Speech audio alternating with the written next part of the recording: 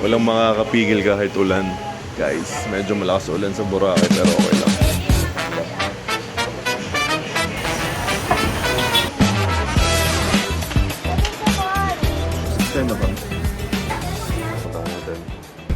Dito kami ngayon sa Mezerap, Boracay, malapit sa D-Mall.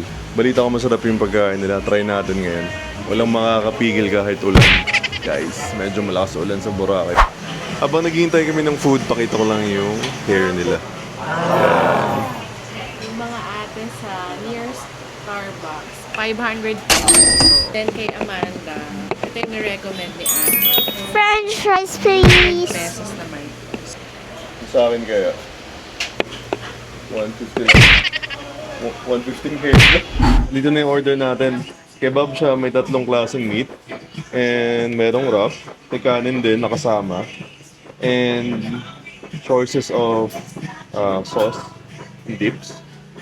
Ayun, subukan natin. Calamansi ice. Tama-tama siya, pang kontra ng lasa. Ito, gusto ko talaga to. Tara, kain tayo. Ni-order natin. Sarap. Hindi ko lang sure kung kasya sa amin, pero baka magpadagdag na lang ako. Subukan natin.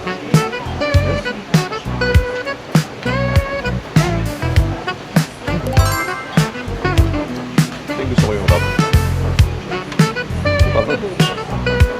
Parang paggabi gusto kong, alam mo yun, gusto kong maghanap kung saan ako bibili. Yummy!